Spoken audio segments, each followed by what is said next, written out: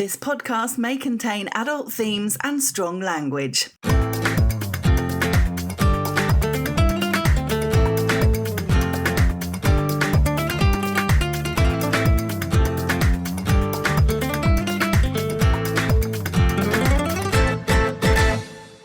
Hello and welcome to episode 79 of Marbella with him and her. He is PJ Lopez and she is Hannah Murray. Before we start, I just want to talk about what happened to you just now as you were trying to plug in the USB.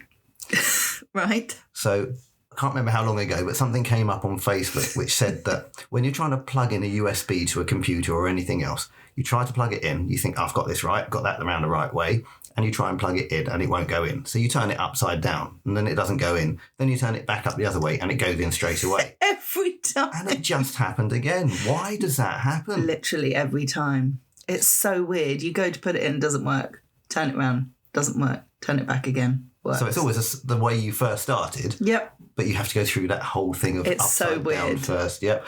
Does that happen to you? Because it happens to us every time. Yeah, it's definitely a thing. And anyway, oh, for God's sake, what now? buttocks. What? Got another buttock injury. Oh, we'll get to that. Happy freaking anniversary.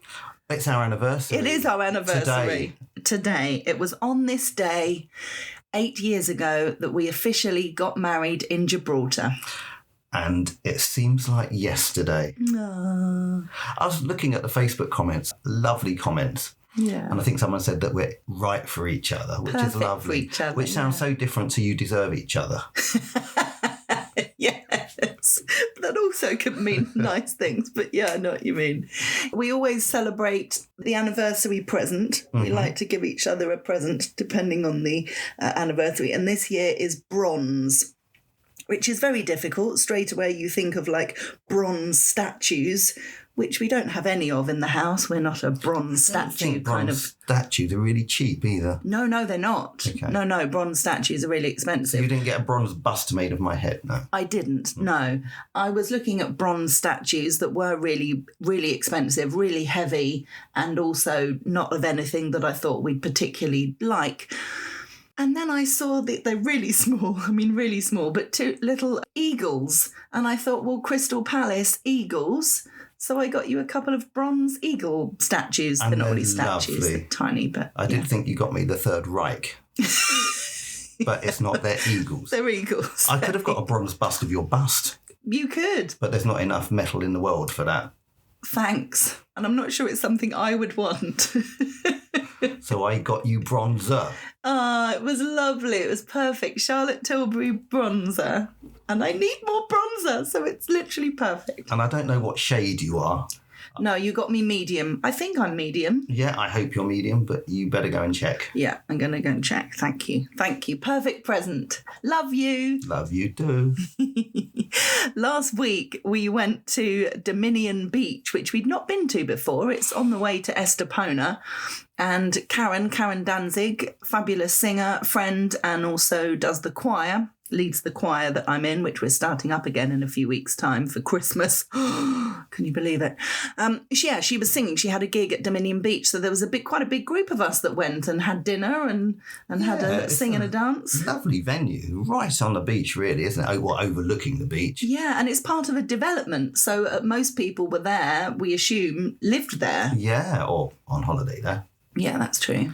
But it was that night where we had the eclipse of the moon, wasn't it? Yeah, it was the blood moon or eclipse or both. Which we missed most of because it was cloudy. Yeah, we didn't notice any different. I've got a lovely photograph of Jan taking a photograph of the moon, which just looks like the moon. Yeah, no blood. No. We were also kind of celebrating Jan and Roger's anniversary as well. 55 years they've been together. They've beaten us. Can I guarantee one thing? Yeah. We won't make that. It's kind of depressing, isn't it? It's a shame. But yeah, they had a little dance and it's lovely. Karen gets us involved with singing. She puts the microphone in front of us all and we all have a little sing. Can I say she doesn't do that to me? No. You were offended by my comments that night. Well, it's very rude. It was under the boardwalk, which is a very low under the boardwalk. And she was putting the microphone in front of my dad. I've got little videos. Dad did a bit. Roger did a bit. Simon did a bit, and then the song finished before she could get to you. Oh, your face. I don't think she was ever going to get to me. Okay. I wasn't being rude. It was rude. Okay. God. But you say you don't like to sing. No, but I don't need to be reminded of the fact that I can't. You know what? You've got loads better. You can actually sing. You really can. Or shall I release a single? You can. No, you can. You can hold a tune now. You really can. We've done a lot more karaoke, and you've got loads better. Honestly. I keep hurting the back of my throat when I sing. Oh, well, then you need to warm up. See, Karen will say, warm up. Like the importance of warm up for when you do football, just as importance of warming up your voice before singing. That's what she'd say. I might just give up the singing career. Okay. In fact, I might give up the football career. Oh, no, at this rate as well. Don't. Our cat Poppy has been really cute this week. She's been really cuddly and enjoying the sunshine. She sunbathes in the sun on the glass tables and rolls around. And It's a weird thing. When Poppy first arrived in our lives, I said, I'm not going to love another cat, because we were so in love, if that's the right thing, with our cat Nelly. Yeah. You know, Nelly was our life. Yeah, and then so Nelly passed. special. And I thought, no, not getting into that again. Don't want to get that feeling again. And it's happened, isn't it? It really has. And I assume it happens to everybody, you know, if you had a dog or a cat and you just think, irreplaceable.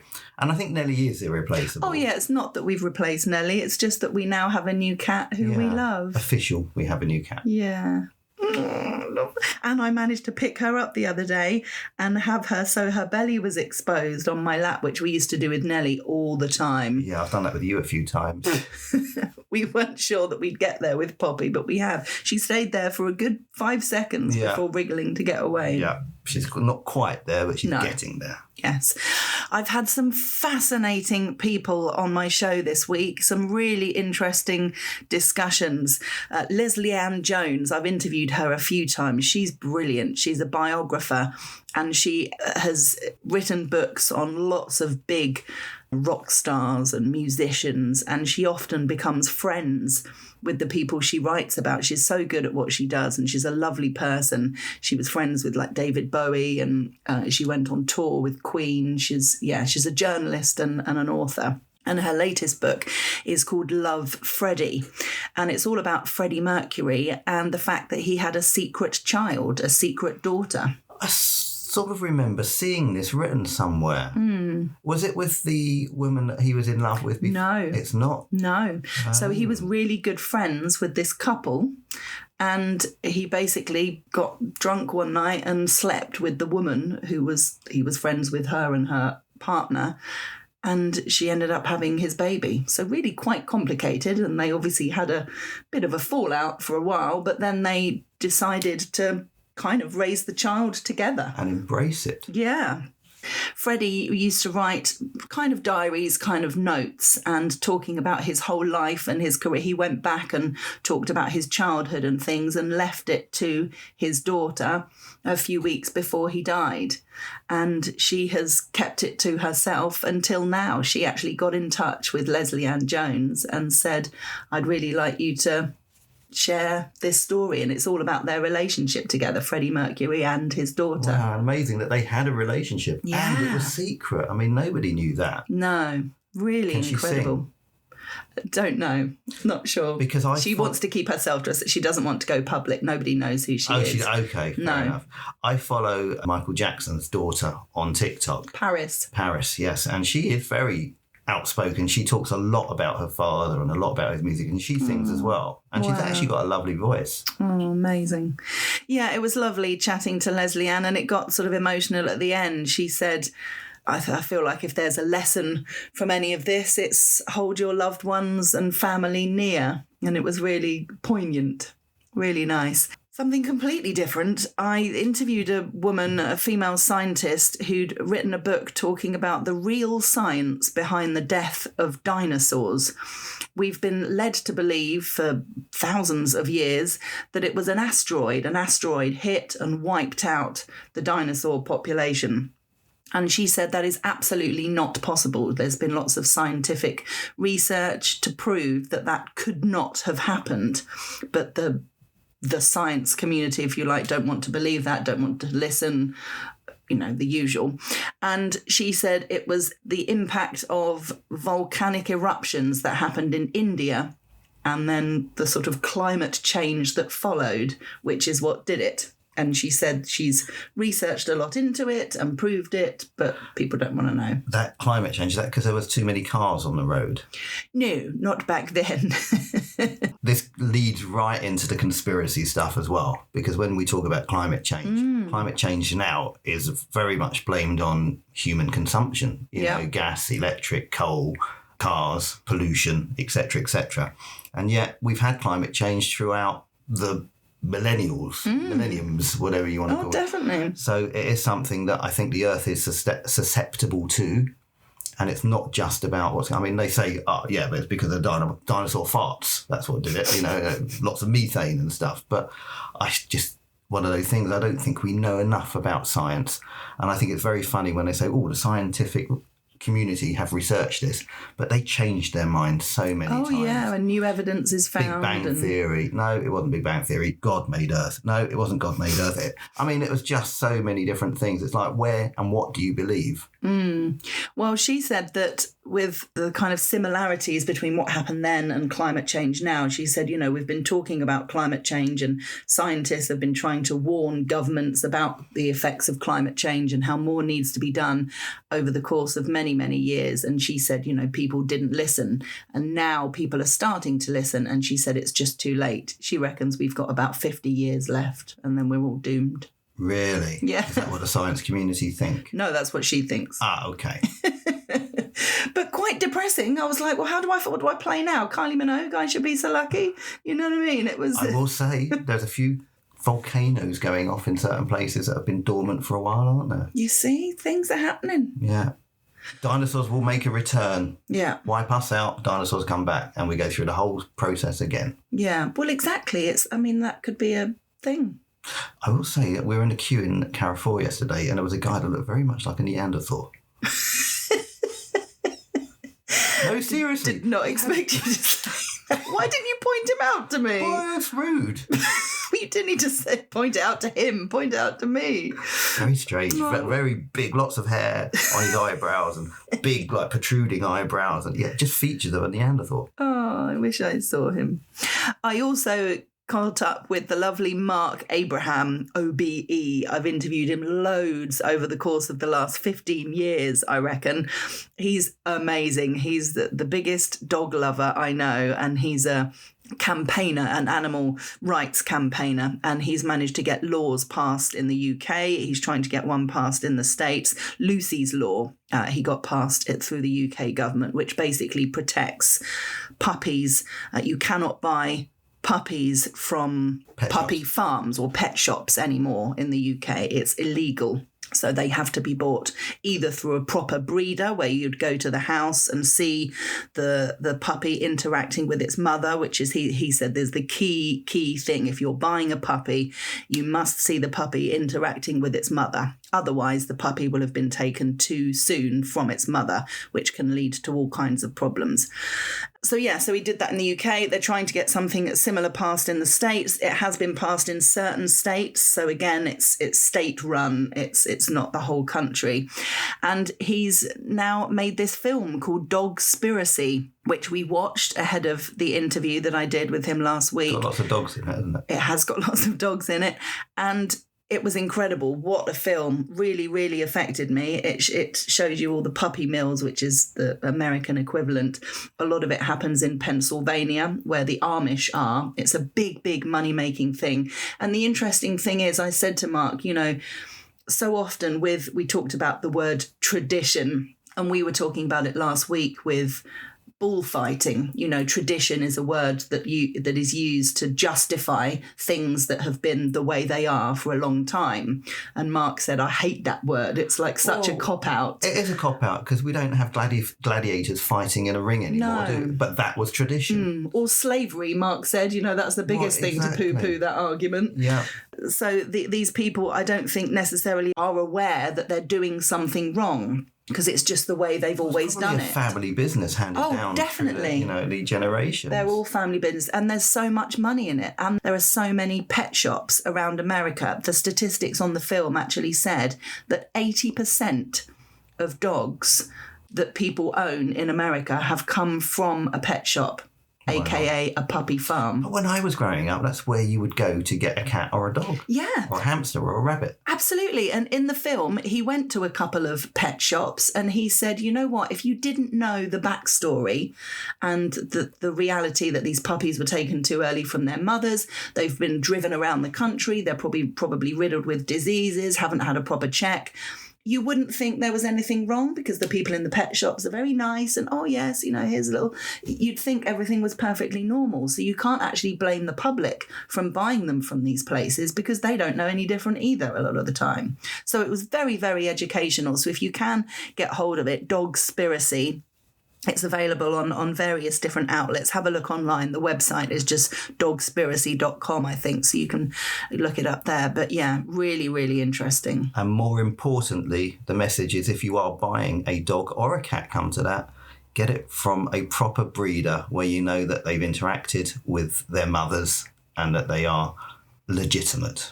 Or from a rescue centre. We're very lucky isn't really the right word, but in Spain there are lots of rescue centres. Yeah, if you don't necessarily want a puppy or a kitten, but they have lots of those as well. But rescue centres are a great place as well. Yeah, definitely. I also had the pleasure of interviewing the legend that is Suzi Quatro, the singer. Happy Days. Yes, she was in Happy Days. She was. I don't know if she was Fonzie's girlfriend or she was a friend of Fonzie, but she was in Happy Days. And she was also Rear of the Year. We spoke about it. She said even now she likes to back into a room sometimes. How old is she now? Well, I'm not sure. I wouldn't like to say. In her 70s, I'd say. Which is scary because I remember her as a young woman in Happy Days. Yeah. She's still touring around the world. She's playing the London Palladium again next year. Fantastic. She really is amazing. And we actually spoke because she just brought out her third poetry book, the third book in a collection called Through My Pain. And I had a good read of the book and the poems before we did the interview. Fantastic. I love poetry. And if she's a songwriter, do that sort of go hand in hand? Definitely. And she said some songs turned into poems and some poems turned into songs. There's definitely a big connection there. And we got on really well. She could obviously tell that I'd done my research and read a lot of her poems, which I quoted throughout the interview. And then towards the end, I said to her, I hope you don't mind me saying, Suzi, but the last piece of writing, which wasn't a poem in her book, was called The Finale. And it started with the lines, I have done what I had to do. I have felt what I had to feel. And it was a really kind of closing piece of writing to her book. And I said to her, I thought it was so beautiful and a great way to end the book, but I also thought that it could be read at her funeral. And she went quiet. We were on Zoom so we could see each other. And she opened her mouth and said, that is such a great idea. Oh my God, thank you so much. I'm going to do that. I'm going to add that to my will. And I could tell she really meant it. I really think that that's going to be read at her funeral. And it was my idea. Wow. So we're going to have to gate crash her funeral just to see if they read it now. Yeah. Well, I said, listen, Suzi, if you need someone to read it, I'm more than happy to come over. Or one of her Hollywood friends. Probably more likely that, yes. But that was lovely. And in the same show, very different type of interview, Huey Morgan of the fun-loving criminals, Scooby Snacks and all that. And he was a swearer, to put it mildly. Fuck. Yes. He talked about big dick energy. He said, we don't give a fuck in New York. It all came out. But I didn't want to stop him because he was kind of flowing with it all. I didn't want to go... Sounds like he was overflowing with it. Yes, but he was brilliant. I mean, really, interview from the heart, talked about his life and his struggles, and he was in the Marines, and when he came back from the Marines, he kind of struggled getting back into society, and there were issues with crime and things, which I said, I wanted to ask him a bit about. I said, is that okay if we talk a bit about that? And he said, well, yeah, you're not a cop, are you? You're not. He was very funny, very personable. I also interviewed my second cousin this week. The interview hasn't gone out yet because it was recorded for the book show, Bill Holland. And I've read about half of his book. He sent it to me before it got published because he was, as everyone does in their first book, pretty much struggling to get it published. So pleased and proud that he did get it published. It's called Beyond Our Kenneth. And it's a continuation of Kenneth Williams's diaries. So Kenneth Williams, amazing, very clever, witty British comedian who died in 88, I think it was. And he wrote his own diaries and they were brilliant. And his last diary entry, I think, was 2 weeks before he died. And Bill has always loved his diaries and read them time and time again and really somehow got into the mind of Kenneth Williams, which is incredibly clever. And he's carried on his diaries for another 5 years or so as if he was still alive. See what you did there? You use the word carry on. Yeah, you see? Carried on his diary. Very good, yeah. So can hugely recommend that. I'm looking forward to getting the book and reading it in full, going back to the beginning. Beyond Our Kenneth by my second cousin, Bill Holland. Well done, Bill. Here's a question. Are any of the cast from the original Carry On films still alive? Not sure. There might be the odd one, but maybe not. All the ones I'm thinking of in my head are all Barbara dead. Windsor, Kenneth Williams. Amazingly, Bill got in touch with people from Kenneth Williams's life, some not famous, just his friends, and some famous people that he worked with and became friends with and got really close to them, Giles Brandreth and various others. Yeah, I saw him post a photograph today with Amanda Barry because it's her 90th birthday today and got a photo of them with their arms around each other. It's lovely. Lovely, yeah, amazing. What Such a great job. Talented family you have. Oh, yeah. I had quite a scary accident this week. I don't know if you could call it an accident. It was yes, An incident. Yes, an incident. Yeah, so I was driving and coming out of an area where we live, and there is a zebra crossing, and you need to, slow down, if not literally stop, because it's the road coming down towards the beach, and there are always people walking, jogging, cycling. You'd never come out without stopping, basically. And it's a stupid road because what they've done is they've put the bins to the left of you, and it's obviously that's the direction the traffic's coming from. So you have to keep edging out until you can see past the bins. Yeah. So you can't stop and then think, oh, it's clear. You can't see it's clear. No, it happens all the time. You're edging out and then a car will come really quickly and just swerve to avoid you. And you're like, well, there's no other way of coming out. Anyway, before I'd got to that bit, I was just at the zebra crossing. And the next minute, a young kid, about 16, 17, I'd say, landed off his bike on the bonnet of the car. And I obviously shit my pants, got out the car and was like, oh my God, are you okay? You okay? And he was saying right from the start, I'm so sorry. It was totally my fault. I'm so sorry. So he knew I was stationary and he just zoomed without stopping at the zebra crossing to check if there's a car coming out. And he said, I come down here all the time, every day. There's never a car coming out. And I said, well, I come out of here every day because I live there. I said, you need to be careful. He said, yeah, I know. I'm sorry. And I was like, but are you okay? I mean, it's a horrible feeling. It's literally a worst nightmare. I felt like I'd hit him, but he had hit me. Yeah. But the fact that he's on a bloody cycle and he'd gone into the side of the car, horrendous, and landed on the top of the bloody... But he wasn't wearing a helmet, but thankfully he didn't fall on... maybe if I was moving at speed, it would have been a totally different story. But even though he landed on the bonnet, he didn't then fall on the floor and hit his head, which is an absolute godsend, obviously. But he has damaged the car. He has damaged the car, yeah. But he's alive. He's alive. You're And alive. he's all right, yeah. But what you must do, and I know that you sort of had a panic and it's the first situation you've been in when this has happened, but you must always take down their details. Name, phone number, address. You think I should have done that? Yeah, 100%. Also for the insurance. Right. Sorry. You're banned from driving.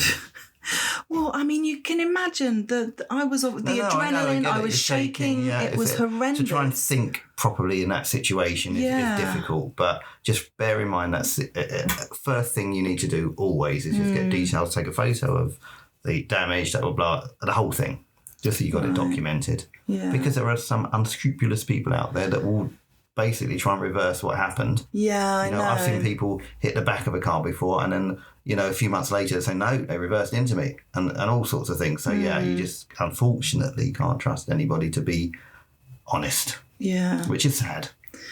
I hope we don't hear anything else from it. Well, no, he doesn't know you either, does he? So. No, but I did say I lived up there. Yeah. Oh, God. Horrible. It was really, really horrible. But thankfully, everybody's okay. We had an ITS event this week, International Theatre Studio, a unrehearsed play reading of Happy Camping, it was called. It was great fun, and I played the part of Gladys, who was Welsh, so I was from the valleys. And I didn't know what to wear because we were encouraged to come in fancy dress, basically. So I put my swimming trunks on and donned a pink flamingo ring. Yes. Oh, that sounds painful. I have not got a pink flamingo ring. You had a pink flamingo ring round your body. Inflatable ring. Yes, inflatable ring. And very fetching you look too. Thank you very much. It was fun. And we had chicken in a basket. We did have chicken. It was a mixture of chicken wings and chicken nuggets. Yes. It was nice though, it was all right. It was interesting. It was interesting. And we had a knobbly knees competition. I didn't enter. You didn't? And we had a glamorous granny competition, which was won by miles by our lovely Sheila. Oh, I thought you said Miles. I thought Miles didn't enter. He's not a granny. All glamorous. Well, that's a matter of opinion, isn't it? Oh, bless him. No, well done, Sheila. We enjoyed a Friday frolic on Friday, funnily enough, at Bombay Grill, our local nice little group together. It was a big group of people together. It was. They literally had a round table, a long table and a round table. And that's how they connected us all. Yeah. It was quite a long way from the first round table to the second round table because there was a long table in the middle. But the food, as always, was superb. So good. I love Bombay Grill. Oh, me too. I think they're getting better and better, actually. And it was really funny. You did actually change, but this also happens a lot when people are ordering an Indian. So, right, can I have a look at the menu? I'm going to have something different today. And you go through the menu and you think, yeah, I'll have the same as what I'm doing. We do it every time. I mixed it up slightly this week. Instead of having saag paneer, I had chicken saag. Well done. You did mix it up. I mixed it up. I looked at the menu, I asked a few questions, and then had my usual chicken madras. But it was yummy. It was very good. You played football on Saturday morning. Yeah, I was determined not to come back with any injuries. How did that go? Not very well. Uh-huh. You did go earlier in order to do the warm-up, so that made a difference, I think. Going earlier was a warm-up and then more training. So essentially, I played between 2 and 2.5 hours of football, which is a lot of football. Definitely. It For someone your age. Exactly. Well, it is like that. Yeah. I mean, I remember when I used to go out. Sorry, that sounded rude. I didn't mean to be rude. You're always rude to me. Sorry, no, I'm used not. to it. I'm not. I love you. Happy anniversary.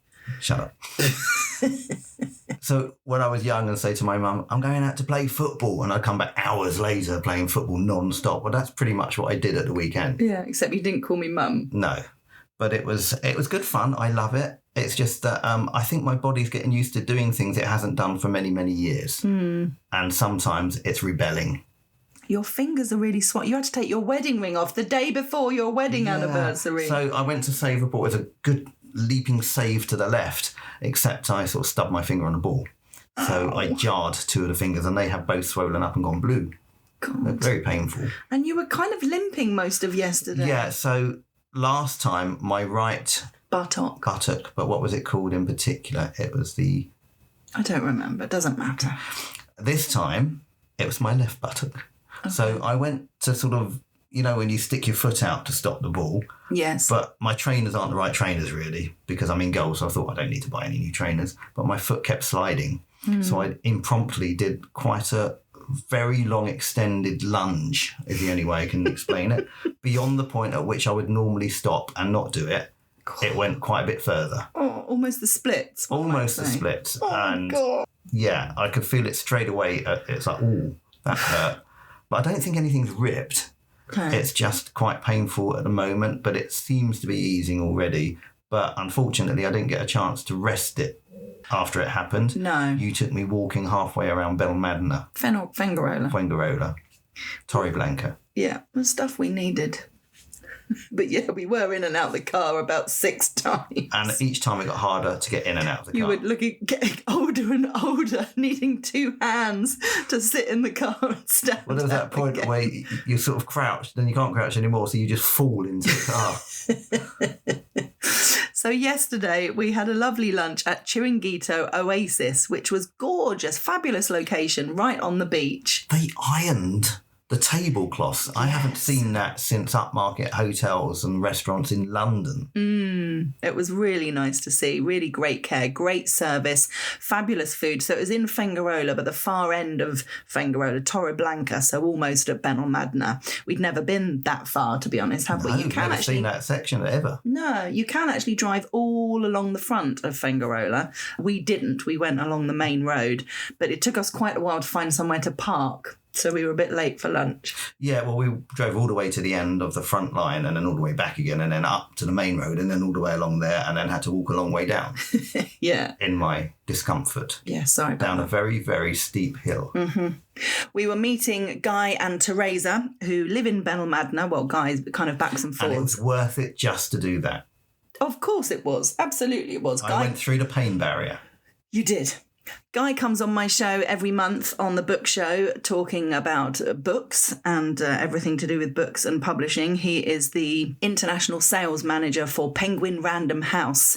And it's lovely having him on the book show because he's so knowledgeable and obviously been in the industry for many years. And it happened because he was spending a lot of time in Spain and he loves radio and just randomly came across my book show. So he got in touch. He sent an email saying how much he enjoys the show. And now he's a regular guest and has been for a couple of years. And it's amazing, as you said, he's very knowledgeable. Even when we were sitting there at lunch and you were asking him questions, he knew straight away, Yeah. oh, that book is that book and that book came out then. And Yeah, he's absolutely, very good. Amazing knowledge. Yeah. And we've become really friendly with him and his lovely wife, Teresa. And yeah, so we get together with them every so often for lunch or dinner. And it was really nice. We had lots of seafood. It was a seafoody place, I guess, on the beach. And we had these crystal prawns, tiny, tiny prawns that are fried with 2 fried eggs on top, which sounds weird, prawns and egg. You wouldn't think they would go together. Eggy prawns. Eggy prawns. Absolutely. I mean, the prawns are so small, you can barely taste that they're prawns, to be honest. And the idea is that But- you cut, or you let the yolk go into it, you cut up the eggs and then you just mix it all together Yeah. so everything's coated in yolk, basically. Trust me, try it. Crystal prawns with eggs. If you see it on the menu, you will like it. We had a couple of Heineken Zeros, and it's a really good zero, isn't it, Heineken? As far as I'm concerned, it's the only zero that tastes like the actual real thing. Yeah, I really enjoyed that. And then we went to various places whilst we were in Fuengirola. We wanted to try and get some coffee, which we did from Overseas Supermarket, because Mercadona have stopped doing our favourite coffee. But the overseas supermarket in Fuengirola is huge compared to the ones down here. Massive. Absolutely massive. There's so much more choice. Well, they even did Scotch eggs. Yes, which you almost got. Yeah, and they then haven't stopped done them us for now. years down here. No, it's really, really worth the trip if you're looking for something specific like that. We got some more bedding in Dunnes Stores because we've got people staying with us next weekend, so we wanted to get some new single bedding for the single beds in the spare room. And what else did we get? Oh, we went into the outlet. We had a look in the outlet, which we were a bit disappointed by. There's an El Corte Inglés outlet. It's overwhelming. It is. I don't like the format. It reminds me of TK Maxx, and I struggle with TK Maxx as Too well. much stuff there. Yeah. Nearly bought some more goalkeeper gloves. But you couldn't try them on because they had the security tag right through the middle. So it's like, Oh, that was annoying. We were looking at Calvin Klein underpants, underwear. and, as an outlet, I don't think they've been used. I just emphasise that. Not secondhand. But they had the tag right where the Sizes. size is. So you had stupid no place. idea what size you were So it's looking either at, someone which not is thinking or someone thinking, this will be funny, won't it? just ridiculous. I mean, it stopped us from buying them because we were like, we don't know what size they are. Very silly. Anyway, so we were a bit disappointed with that. So we got home at about 8:30 in the evening. Yes, we were out pretty much all day. Yeah.